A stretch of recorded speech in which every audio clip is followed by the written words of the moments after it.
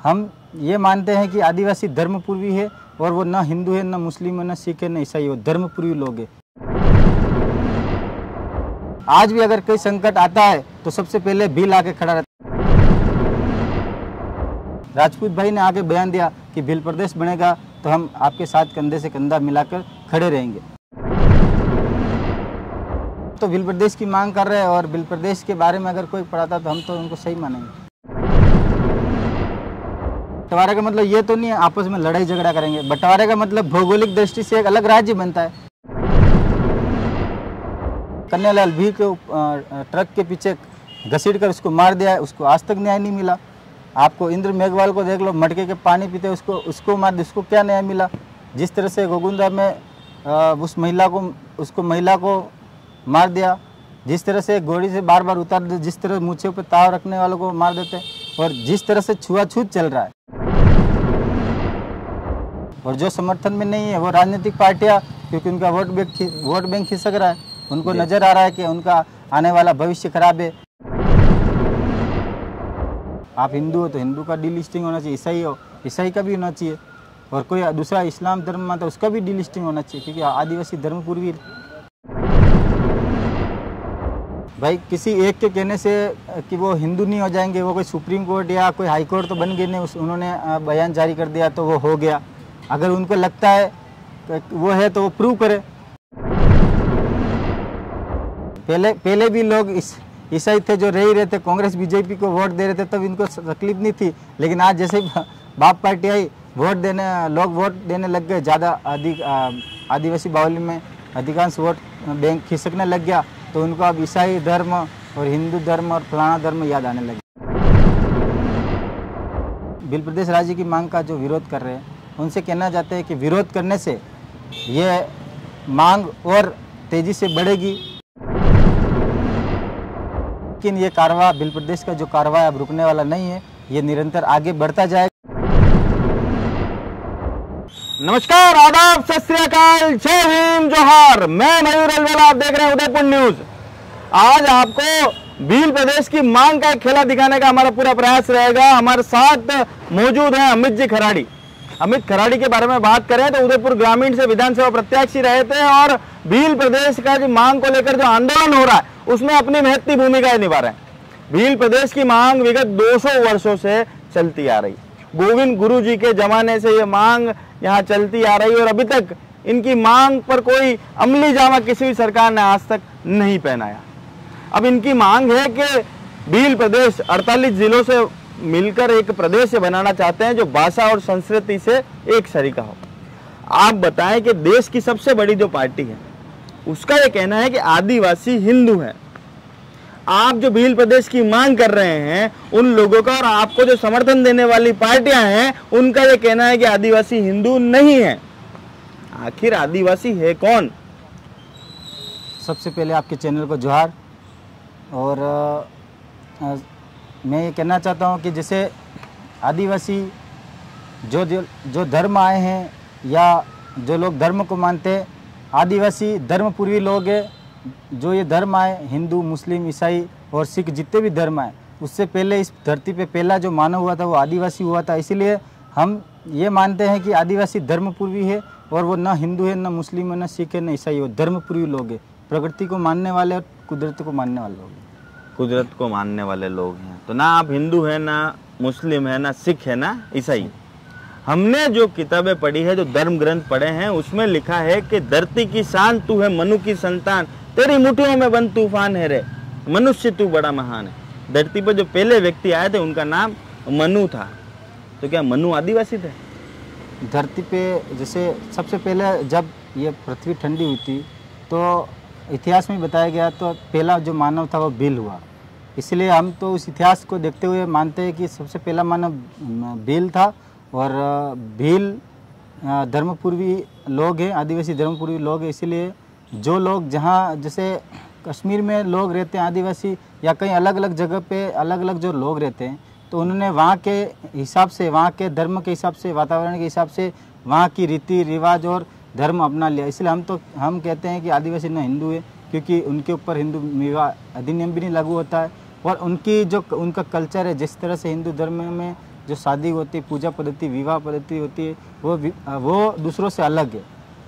जी, अच्छा, इस हिसाब से आप लोग मानते हैं कि आदिवासी हिंदू नहीं है। तो उदयपुर के जो सांसद साहब हैं उन्होंने भी कहा कि आप लोग अंग्रेजों और ईसाइयों की रीत नीत से प्रभावित हैं और जो ये आंदोलन कर रहे हैं ये सब ईसाई धर्म को फॉलो करने वाले लोग हैं।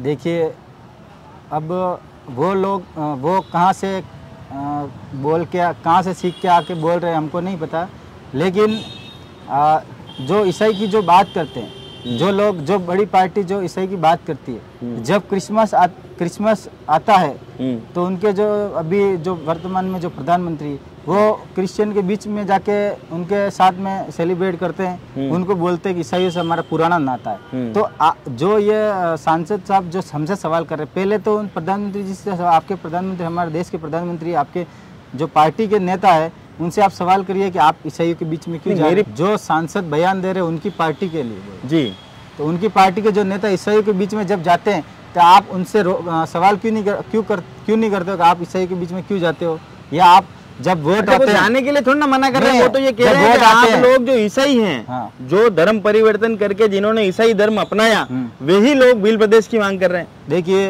अब आपके सामने हम भी, आप क्या है पहले तो ये बताएं। मैं न ईसाई हूँ, मैं आदिवासी हूँ, न हिंदू न मुस्लिम, हम प्रकृति को मानने वाले धर्मपूर्वी लोग हैं, हम आदिवासी है। क्योंकि तो हिंदू संस्कृति भी तो सदैव से प्रकृति को मानती आई है। हम भी तो नदियों को, पत्थरों को, पहाड़ों को, सबको पूछते हैं और दूसरे लोग भी पूछते हैं। जो इस धरती पे लोग रहते हैं वो बिना प्रकृति के नहीं चल सकते, और हर कोई धर्म है, हर कोई मजहब को प्रकृति को मानना ही होगा। अगर प्रकृति को नहीं मानेंगे तो वो चल नहीं पाएंगे जी। इसीलिए मानना सबको, लेकिन जो आदिवासी है, जो प्रकृति के बीच में क्या केवल लोगों को बरगलाने के लिए इस तरह के बयानबाजी हो रही है?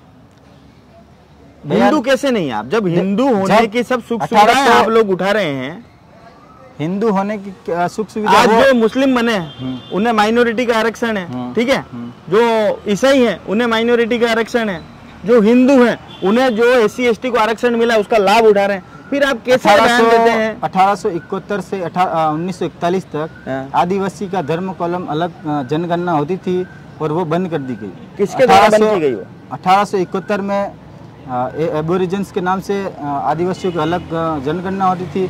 1881-91 में एबोरिजिनल के नाम से होती थी। 1901 में एनिमिस्ट प्रिमिटिव के नाम से होती थी। उसके लगातार 1941 तक ट्राइबल रिलीजन तक जनगणना हुई। उसके बाद रोक के ज़बरदस्ती धर्म कॉलम में हिंदू या मुस्लिम, सिख, ईसाई अलग अलग आदिवासी भर रहा है। और जो लोग पहले आदिवासी कॉलम भरते थे, नहीं 4 दिए गए बस। हाँ, अभी हमारे आदिवासी का कोई कॉलम नहीं। हम तो ये चाहते हैं कि हम ये किसी भी धर्म में ना फंसकर हमारा आदिवासी धर्म जो पहले था वही हमको कॉलम मिलना चाहिए। आप जो नए राज्य की मांग कर रहे हैं वो किस बूते पर कर रहे हैं? क्या उसके मूलभूत क्या वजह रही कि आपको अलग राज्य की मांग है? भील प्रदेश की मांग है, जो हमारे पूर्वजों की मांग है, लाखों वर्षों से मांग चली आ रही। उसी धर्म के आधार पर चाहते हैं, जात के आधार पर चाहते हैं, या फिर देखो कोई भी आधार पर? आधार क्या है उसका? आधार तो है बोली, भाषा, संस्कृति, रीति रिवाज है, सबसे आधार वही है। और जो लोग आपके लोगों की बयानबाजी आ रही है उससे तो ये लगता है कि आप लोगों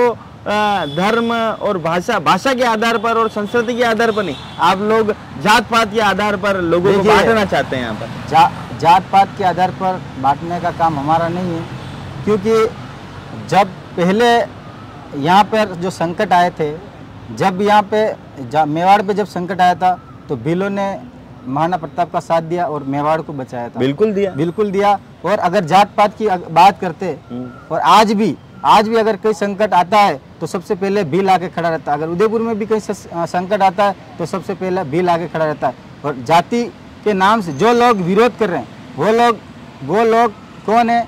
वो लोग जो आदिवासियों का शोषण करने वाले लोग हैं, उनको डर लग रहा है कि कहीं भील प्रदेश बन जाएगा तो हम उनका शोषण नहीं कर, राजनीतिक तौर से शोषण नहीं कर पाएंगे, आर्थिक तौर से शोषण नहीं कर पाएंगे। और जो उनको दबा के रखते थे वही लोग डर रहे हैं कि भील प्रदेश बनेगा तो ये चीज़ हम नहीं कर पाएंगे। जो शोषण करने वाले लोग हैं फिर वो अनर्गल बयान दे रहे, वो नहीं चाहते कि इनका प्रदेश बने। और बहुत सारे ऐसे लोग हैं, ST SC OBC माइनॉरिटी और जनरल के भी लोग हैं। हमारी कल मानगढ़ में सभा हुई थी, राजपूत भाई ने आके बयान दिया कि भील प्रदेश बनेगा तो हम आपके साथ कंधे से कंधा मिलाकर खड़े रहेंगे। उन्होंने इसलिए बयान दिया क्योंकि वो मानव को इंसानियत को मानने वाले, मानवता को मानने वाले लगे। और जो लोग मानवता को मानते हैं वो लोग बिल प्रदेश वो चाहते हैं, और जो लोग नहीं चाहते, मानवता को नहीं चाहते और एक दूसरे को भड़काने का काम कर रहे हैं, लोगों के बीच में दूरियां पैदा करने का काम कर रहे हैं, वो लोग इस तरह का बयान देते हैं। अच्छा, आप लोगों के जो बयान आते हैं, आपके नेताओं के भी जो बयान आते हैं, उसमें साफ तौर पर दिखता है कि जो मनुवादी विचारधारा के लोग हैं, जैसे ब्राह्मण और क्षत्रिय, इनके खिलाफ हमेशा आपके बड़े नेता मुखालफत करते नजर आते हैं। कल भी हमने बयान देखा, आपने कहा कि पंडितों को मानने की जरूरत नहीं है। देखिए, पंडितों को क्यों नहीं मानना? तो फिर आपका जो राज्य होगा उसमें पंडितों की क्या दिशा होगी, ये बताएं आप। तो देखिए, आज हर जो मंदिर वगैरह है वहाँ पे पंडित पुजारी काम कर रहे हैं, और जहाँ पे आदिवासी बाहुल्य गांव हैं वहाँ पे पंडित वहाँ पे पूजा कर रहे हैं, उनका वो रहन बसेरा कर रहे हैं, वहाँ पे उनके आज तक कोई समस्या नहीं। उनका जो कहना ये है कि आप लोग मतलब अंधविश्वास को नहीं, पाखंडवाद को नहीं मानकर आप स्वयं प्रकृतिवादी, जो आज जैसे बारिश आ रही है या कोई अलग भविष्यवाणी करते हैं तो वो भविष्यवाणी आज तक सफल नहीं हुई। तो उनका ये कहना है ये सिर्फ एक पाखंडवाद, अंधविश्वास है, आप इससे निकलो, हम किसी के विरोध में नहीं है। आप पूजा कर रही है, हमारे गांव में आप मंदिर है, पूजा करिए, खा रहे आराम से, हमारे अच्छा भाईचारा बना रहे। उनका ये कहना है कि आप पाखंडवाद और अंधविश्वास से दूर हो। पाखंडवाद और अंधविश्वास से दूर रहो। अच्छा, अब एक बात बताएं कि आप लोगों के ने एक प्रार्थना सभा के अंदर जिस तरह से भील प्रदेश की जो प्रार्थना थी वो गंवाना, बच्चों के अंदर इस तरह की मानसिकता बढ़ना, उससे कहाँ तक उचित मानते हैं? बच्चों के अंदर जिस तरह से हमारे पूर्वजों की मांग चली आ रही भील प्रदेश की, और हम भी भील प्रदेश की मांग कर रहे हैं, और भील प्रदेश की मांग करना कोई गलत है नहीं, और किसी प्रदेश और राज्य की मांग करना गलत नहीं है। तो जिसने भी अगर ये किया है और जिन्होंने किया है और शायद उनको एपीओ भी कर दिया, अगर सरकार ने जो निर्णय लिया उनके हिसाब से उन्होंने ले लिया, इसके बारे में मैं तो क्या कहना चाहता हूँ, मैं इसके बारे में कुछ नहीं कहना चाहता। आपकी नज़र में सही है कि गलत है? हम तो भील प्रदेश की मांग कर रहे हैं, और भील प्रदेश के बारे में अगर कोई पढ़ाता तो हम तो उनको सही मानेंगे। अच्छा, आप उनको सही मानेंगे। तो राजस्थान में आपको क्या खटता है? मतलब राजस्थान से क्या मोहब्बत नहीं है आपको? इस प्रदेश से आपको मोहब्बत नहीं है क्या? राजस्थान में रहते हुए, जब आपने कहा, एक और चीज जोड़ रहा हूँ इसके अंदर, उसके बाद जवाब दीजिएगा।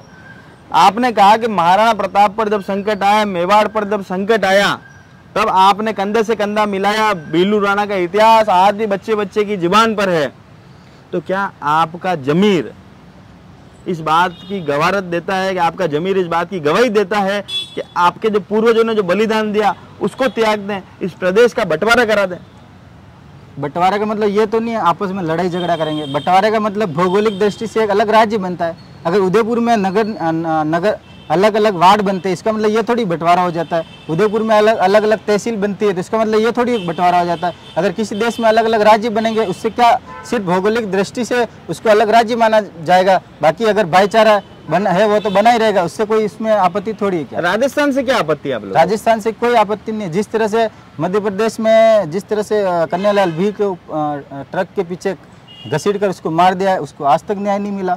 आपको इंद्र मेघवाल को देख लो, मटके के पानी पीते उसको मार दिया, उसको क्या न्याय मिला? जिस तरह से गोगुंदा में उस महिला को मार दिया, जिस तरह से घोड़ी से बार बार उतार दे, जिस तरह मूछे पे ताव रखने वालों को मार देते हैं, और जिस तरह से छुआछूत चल रहा है, आज एक ही मटकी से पानी पीने से लोग घबरा रहे हैं, साथ में उठने बैठने से घबराते हैं। आज का बराबरी से लोग बराबरी करने से घबराते हैं, और इस तरह के जो भावना रखते हैं वही लोग भील प्रदेश का विरोध कर रहे हैं। बाकी जो लोग समानता का, मानव हित के बारे में और मानवता के बारे में सोचते हैं, वो लोग कभी भील प्रदेश का विरोध नहीं करते। वो लोग हमारे साथ में बैठते हैं, और बाकायदा सभी लोग इसके समर्थन में, और जो समर्थन में नहीं है वो राजनीतिक पार्टियां, क्योंकि उनका वोट बैंक खिसक रहा है, उनको नज़र आ रहा है कि उनका आने वाला भविष्य खराब है, क्योंकि उन्होंने काफ़ी समय से राज किया। अब उनका जो राजनीतिक भविष्य करियर खराब हो रहा है, इसीलिए आप अलग अलग बयान दे रहे हैं। कोई अलग अलग धर्म को जोड़ रहा है, किसी को जोड़ रहा है। अच्छा, आपको क्या लगता है, आप लोगों ने अभी जो देश की संसद में आप लोगों के प्रतिनिधि गए, राजकुमार जी रोत, क्या संसद इतनी रासई, विधानसभा इतनी रासई कि नया प्रदेश बनकर आप उस प्रदेश का मुखिया बनना चाहते हैं आपके लोग?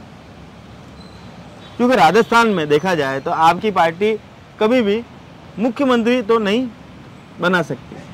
राजस्थान की बात करें तो जो भौगोलिक स्थिति है यहाँ की, जो सीटों के हिसाब से अगर आकलन करें तो आपकी पार्टी आदिवासी बहुल्य क्षेत्र में जरूर जीतती है। जनरल सीट जहाँ पर आती है वहां पर आपकी पार्टी का वर्चस्व कम हो जाता है। तो यहाँ पर वो चीज स्वप्न मुकम्मल नहीं हो सकता था, इसलिए नए प्रदेश की मांग हो रही है। नए प्रदेश की मांग आपने अभी खुद कहा कि 200 साल से मांग चल रही है। अब अचानक ऐसा क्या हो गया? अचानक ऐसा क्या हो गया? लोकसभा चुनाव के जस्ट बाद जैसे राजकुमार जी चुनाव जीते, उसके बाद इस मांग पर आप नए पुरजोर तरीके से उठे। जब चुनाव नहीं थे तब भी भील प्रदेश का जो मांग थी वो चल रही थी।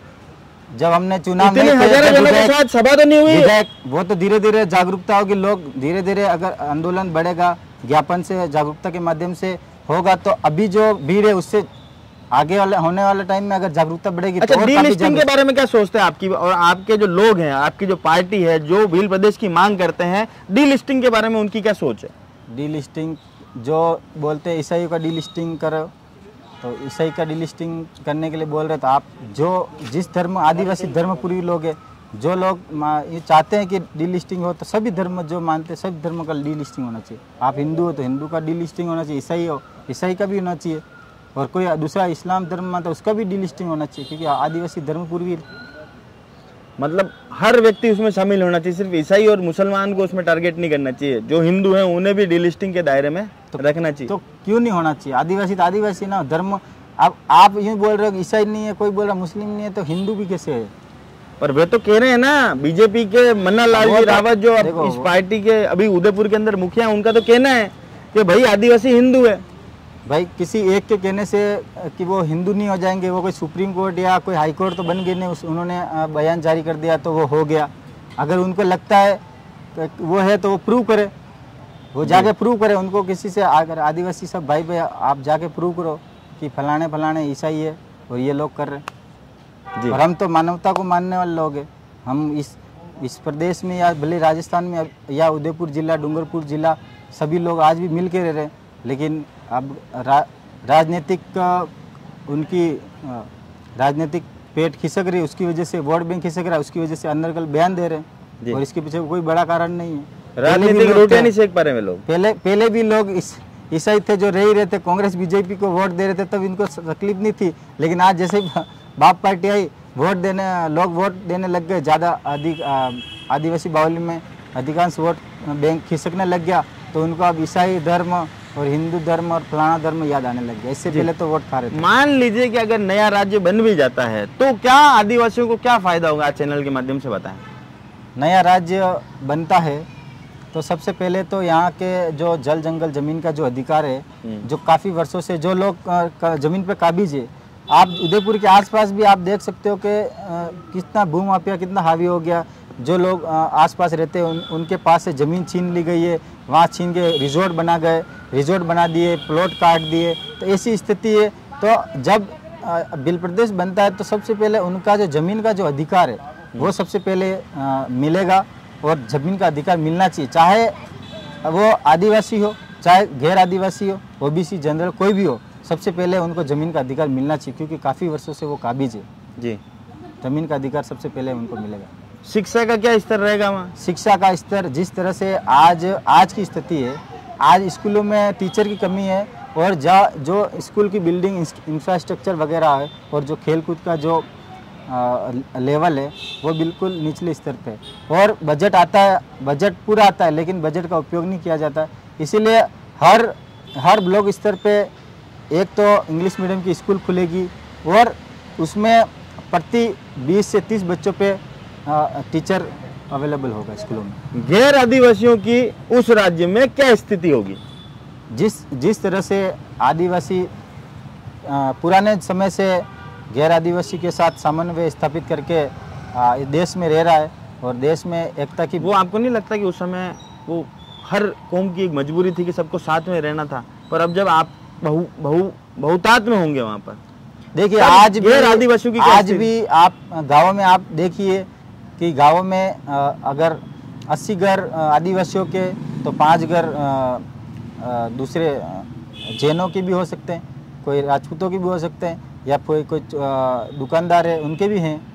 तो अलग अलग लोग आज भी वहाँ पे समन्वय स्थापित करके रह रहे हैं। ये कोई बड़ी बात नहीं, अगर प्रदेश बनता है तो भी हम समन्वय स्थापित करके रहेंगे, इसमें कोई बड़ी बात नहीं है। जिस तरह से लोग भड़काने वाले और लड़ाई झगड़े वाले जो बयान देते हैं, ऐसा कुछ होने वाला बयान तो देखो आपके नेताओं के द्वारा दिए गए। कल राजकुमार जी रोत ने बोला कि भाई बच्चियों को मंदिर में जाने की जरूरत नहीं, बच्चियों को मंदिरों के पुजारियों की बात सुनने की जरूरत नहीं, उन्हें स्कूल जाना चाहिए। स्कूल जाना चाहिए, अच्छी बात है, बिल्कुल 100% स्कूल जाना चाहिए, शिक्षा का अधिकार हर बच्ची का है, पर उसमें किसी एक समुदाय विशेष को टिप्पणी करना कहाँ तक उचित मानते हैं? देखिए, उन्होंने जो बयान दिया, उन्होंने ऐसा तो नहीं कहा कि भाई आप उनसे समन्वय स्थापित मत करो या उनसे आप लड़ाई झगड़ा करो। पर पंडितों का नाम लिया ना, भाई पंडितों का नाम लिया, उन्होंने ये बोला पाखंडवाद और जो अंधविश्वास है आप उससे दूर रहो और शिक्षा का जो शिक्षा ग्रहण करके आपको आगे बढ़ना चाहिए, उनका कहना ये है। पाखंडवाद से और अंधविश्वास से दूर रहने की बात यहाँ पर करी। अब चैनल के माध्यम से तमाम उन प्रशासनिक अधिकारियों से जो भील प्रदेश बनाने में आपकी मदद कर सकते हैं और तमाम जो आपके विरोधी हैं, उनसे क्या कहना चाहते हो चैनल के माध्यम से? जो लोग विरोध कर रहे हैं, देखिए हर बार अलग अलग राज्यों की मांग उठी है और अलग अलग राज्य भी बने और समय भी लगा है, और जैसे राज्यों का भील प्रदेश राज्य की मांग का जो विरोध कर रहे हैं, उनसे कहना चाहते हैं कि विरोध करने से ये मांग और तेज़ी से बढ़ेगी। और ऐसा ही हुआ है कि जो लोग जो लोग अपने आप सोचते हैं कि इसको हम रोक लें, लेकिन ये कारवा भील प्रदेश का जो कारवा अब रुकने वाला नहीं है, ये निरंतर आगे बढ़ता जाएगा और कानून और संविधान को ध्यान में रखते हुए दायरे में रहकर हम इस भील प्रदेश की मांग को पूरा अवश्य करेंगे। जी, कानून के दायरे में रहकर भील प्रदेश की मांग को अवश्य यहाँ पूरा किया जाएगा। साथ ही उन्होंने ये भी स्पष्ट करा कि डीलिस्टिंग का विरोध इनकी तरफ से नहीं है। डीलिस्टिंग अगर करनी है तो समुचित हर व्यक्ति की डीलिस्टिंग यहाँ होनी चाहिए, चाहे वो हिंदू हो, मुस्लिम हो, सिख हो या ईसाई हो, हर व्यक्ति की डीलिस्टिंग यहाँ होनी चाहिए। इन्होंने स्पष्ट और साफ शब्दों में यहाँ पर कहा है कि आदिवासी हिंदू नहीं है, आदिवासी एक स्वतंत्र धर्म है जो प्रकृति को मानता है। अब देखना दिलचस्प होगा कि इनकी जो मांग 200 वर्षों से यहाँ चली आ रही है, उस पर क्या निर्णय सरकार की ओर से आता है। क्या 48 जिलों को मिलाकर एक नया राज्य यहाँ स्थापित होगा या फिर हमेशा की तरह संघर्ष इन्हें करना पड़ेगा, देखना दिलचस्प होगा। तो बने रहेगा हमारे साथ। जय हिंद, जय भारत, जय मेवाड़।